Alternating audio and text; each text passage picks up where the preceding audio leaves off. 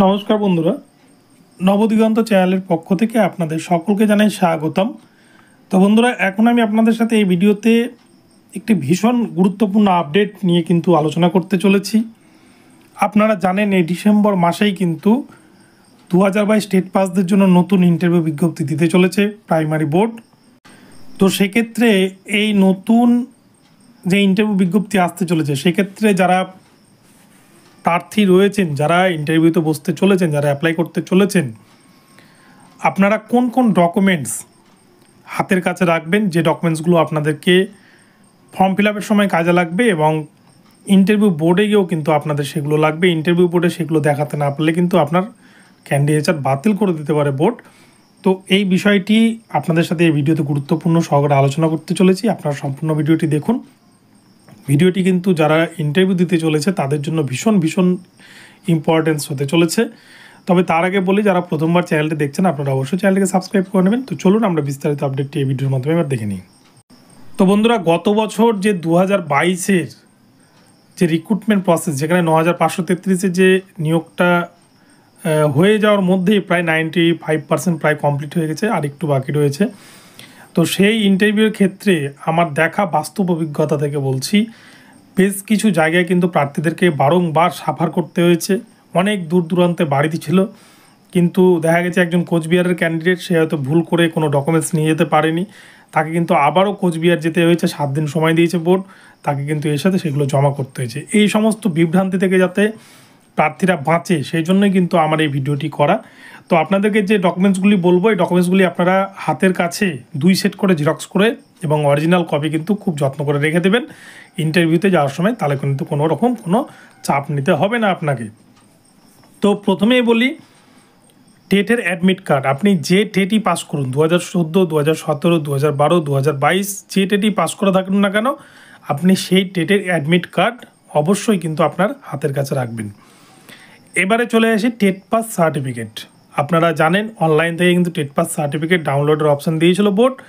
যদি কারো সার্টিফিকেট হারিয়ে থাকে তাহলে আপনারা অবশ্যই নিকটবর্তী থানাতে একটা ডায়েরি করে রাখবেন। আর 2022-দের জন্য কিন্তু আবারও নতুন লিঙ্ক দিয়েছে বোর্ড, আমি সেই বিষয়ে ভিডিও দিয়েছি, আপনারা কিন্তু সেখান থেকে ডাউনলোড করে নিতে পারবেন।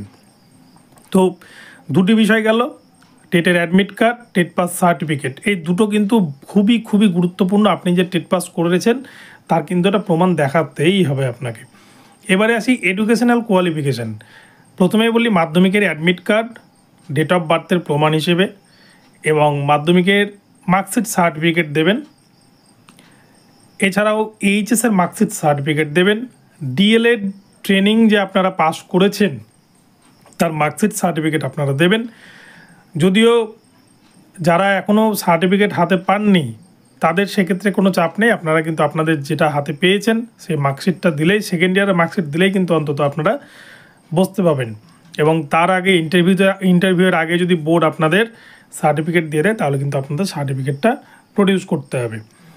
এই গেল হচ্ছে ডিএলএডের বিষয়। এবারে আসি এক্সট্রা কারিকুলার অ্যাক্টিভিটিস। যাদের এক্সট্রা কারিকুলার অ্যাক্টিভিটিস রয়েছে তাদেরকে কিন্তু সেই সার্টিফিকেট প্রডিউস করতে হবে। এবং আধার কার্ড বা ভোটার কার্ড, আপনারা অ্যাপ্লাই করার সময় যে ডকুমেন্টসটি দেবেন সেটি কিন্তু আপনাকে ভেরিফিকেশানে লাগবে। আপনি অবশ্যই কিন্তু, আমি বলবো যাদের আধার ভোটার দুটোই রয়েছে, আপনারা অবশ্যই দুটোই সাথে করে নিয়ে যাবেন, যেটা চাইবে সেটা দেখিয়ে দেবেন, তাহলে কিন্তু কোনো রকম সমস্যায় আপনাকে পড়তে হবে না। নইলে কিন্তু কোনো রকম সমস্যা পড়তে পারেন হয়তো আপনারা। এবং 2 কপি পাসপোর্ট সাইজ রঙিন রিসেন্ট ফটো তুলে নিয়ে যাবেন। এই কয়টা জিনিস কিন্তু খুবই খুবই গুরুত্বপূর্ণ সহকারে আপনারা মাথায় ঢুকিয়ে নিন। এই কয়টা জিনিস কিন্তু আপনাদেরকে নিয়ে যেতে হবে।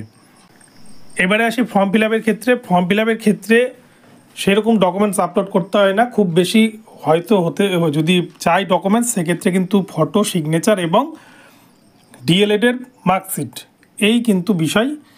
তো আপনারা এই ডকুমেন্টসগুলি, আপনাদেরকে যেগুলি বললাম ইন্টারভিউর জন্য, প্রথম থেকে এই ডকুমেন্টসগুলো কিন্তু খুব ভালো করে আপনারা সাজিয়ে গুছিয়ে ফাইলে রেডি করে রাখবেন এবং 2 সেট তার সাথে জেরক্স করে রাখবেন, তাহলে কিন্তু ইন্টারভিউর সময় আপনাকে কোনো রকম সমস্যায় পড়তে হবে না। তো এই বিষয়গুলি আপনারা মনোযোগ সহকারে গুরুত্ব দিয়ে দেখবেন এবং সেগুলো কিন্তু সাথে করে নিয়ে যাবেন। তো বন্ধুরা, আপনাদের সুবিধার্থে ভিডিওটি করা। আপনাদেরকে আপডেটটি দিলাম। আশা করি আপনাদের ভিডিওটি ভালো লেগেছে। ভিডিওটি ভালো লাগলে চ্যানেলটিকে সাবস্ক্রাইব করে দেবেন। দেখা হচ্ছে পরবর্তী ভিডিওতে। ধন্যবাদ।